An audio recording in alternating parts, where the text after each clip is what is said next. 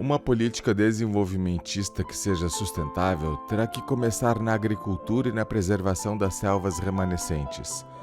Terá que repensar a mineração e a exploração dos recursos naturais, que a princípio são renováveis, como madeira, caça e pesca, mas que hoje são quase sempre explorados de maneira destrutiva, em um esquema de rapina. Terá que repensar a indústria em seus aspectos de evitar a poluição e de uso racional, não esbanjador de recursos, o que inclui os hábitos de consumo e a reciclagem, hoje apenas vestigial. A política energética terá que dar preferência às energias regenerativas em esquema descentralizado. O transporte terá que dar preferência à ferrovia, hidrovia e cabotagem para fretes, e a transportes públicos nas cidades e entre as cidades. A ocupação do solo terá que ser revista, não somente na agricultura, pecuária e no reflorestamento, mas também no urbanismo. Nas cidades e nos subúrbios, teremos que achar maneiras de preservar os valores arquitetônicos e a fisionomia urbana, com o máximo de áreas verdes. E tudo isso pouco efeito terá, a longo prazo, se não for iniciada uma política demográfica eficaz. É claro, não pode ser compulsória, mas se não for efetiva, se não houver redução drástica na atual taxa de crescimento, próxima de 2% ao ano, como vamos arcar com uma população duplicada em 35 anos e quadruplicada em 70 anos, ainda quase na vida das crianças que nascem hoje?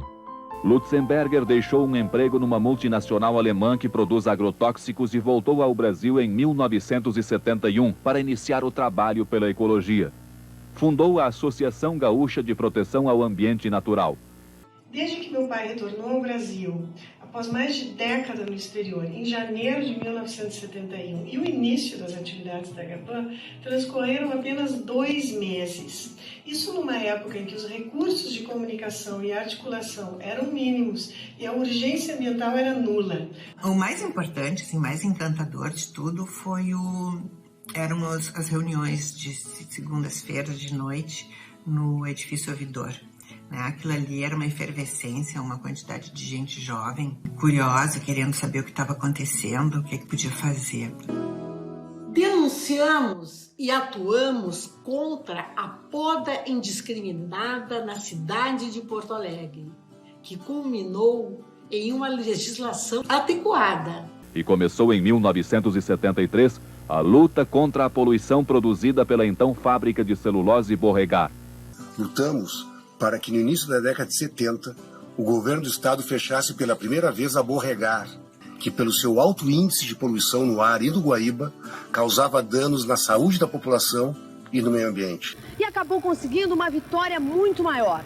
A fábrica continuou funcionando, manteve os 2.500 empregados, mas teve de gastar mais de 20 bilhões de cruzados em equipamentos antipoluição. Hoje, esta mesma fábrica, que era sinônimo de mau cheiro, é considerada a fábrica de papel e celulose mais limpa do mundo. Em minha atividade profissional, tenho me dedicado sempre mais intensivamente ao saneamento e à reciclagem. Isso porque constato, em nosso país, como em quase toda parte, um desperdício que a longo prazo é suicida. Temos, por um lado, centenas de milhões de hectares de solos condenados a uma degradação cada vez mais irreversível, e de outro, centenas de milhões de toneladas de resíduos orgânicos na indústria e nas cidades, enquanto que nos solos falta matéria orgânica, sendo os nutrientes arrastados aos mares pela erosão ou levados pelas colheitas. Os resíduos orgânicos urbanos e industriais são considerados como material de valor negativo, tão negativo que se gastam grandes somas para fazê-los desaparecer. O lixo, na realidade, não é lixo. Não existe coisa ruim, só existe coisa boa no lugar errado. Em fevereiro de 1975, um grupo de estudantes, entre eles o associado Carlos Dairel, impediu o corte de várias tipuanas, subindo em uma dessas árvores, cujo corte daria lugar à construção do viaduto Imperatriz Leopoldina no centro de Porto Alegre. Graças às atividades de Lutz, o movimento ecologista da Agapan ganhou rapidamente apoio da opinião pública e passou a alcançar importantes conquistas, como a criação do Parque Estadual Delta do Jacuí, e se forma a partir do encontro dos rios Jacuí, Caí, Sinos e Gravataí, cujas águas formam o Lago Guaíba. Foi criado em 1976 para manter uma área verde próxima à parte mais urbanizada da capital e para as águas do delta atuarem como um imenso filtro natural, contribuindo para manter a potabilidade das águas do Guaíba, para oferecer regulação térmica e manutenção da qualidade do ar, além de conservar a flora e a fauna. Imagina como seria nosso pôr do sol sem a criação do parque? Talvez sem árvores e com cidade até suas margens?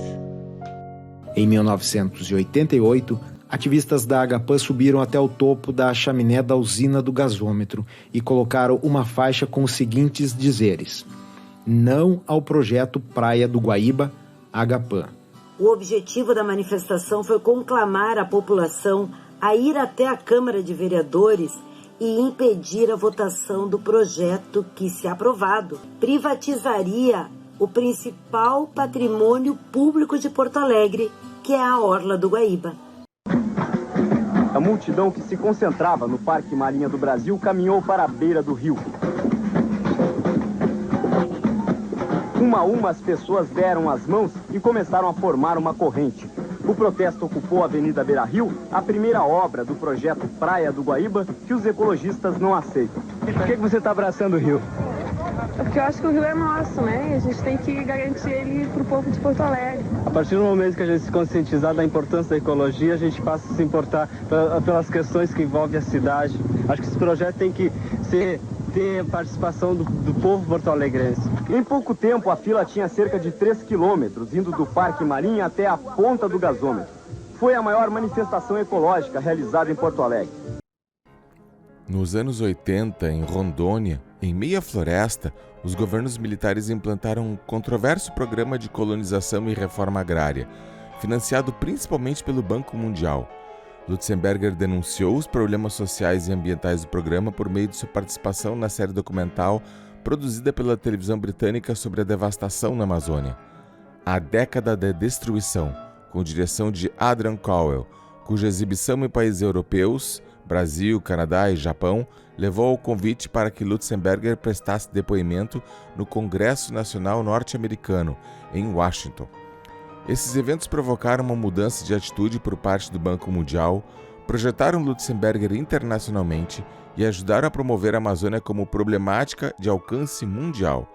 Na ocasião, Lutzenberger apresentou o documentarista e ecologista inglês Chico Mendes, contribuindo para que o seringueiro e defensor da Amazônia se tornasse uma personalidade mundialmente conhecida.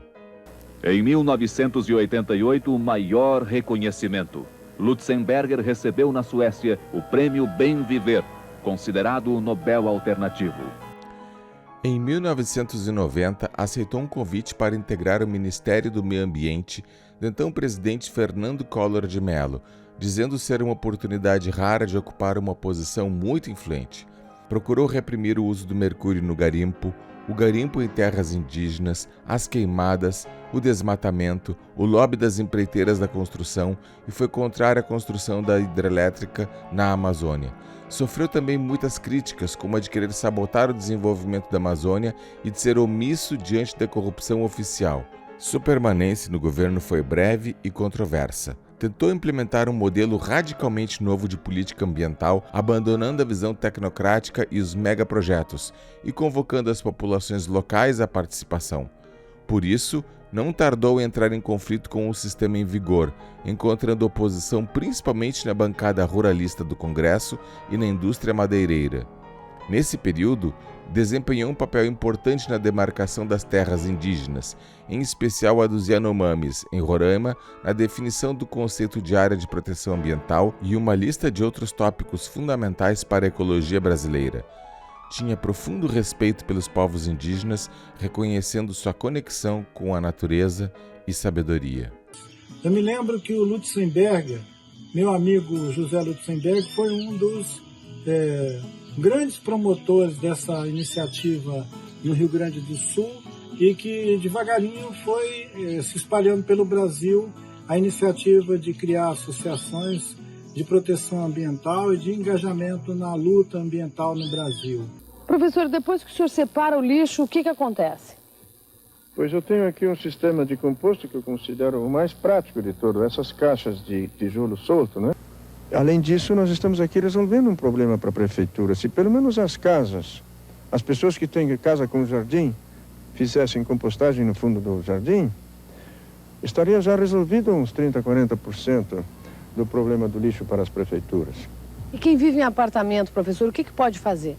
Pelo menos poderia entregar o lixo separado, os apartamentos todos juntos, entregar o lixo separado, material orgânico, por um lado, plásticos, papéis limpos, cacos de vidro, latas, por outro. Então, aquilo já não seria mais porcaria, seria mercadoria. Em 87, José Lutzenberger criou a Fundação Gaia, cuja sede rural em Rio Pardo, RS, leva o nome de Rincão Gaia, uma área de 30 hectares que fora uma antiga pedreira de basalto e que se tornou exemplo de recuperação de áreas degradadas. Bom, a agricultura regenerativa trabalha com a natureza, não contra ela. Hoje, a agricultura convencional, a agroquímica, obtém colheitas bastante boas, porém às custas da fertilidade futura. Isso são notas promissórias que nós entregamos a nossos filhos e que eles não terão condições de pagar. É verdade que a coisa é grave, mas nós temos esperança. Eu tenho muita esperança. Se eu não tivesse esperança, eu não estaria nessa luta.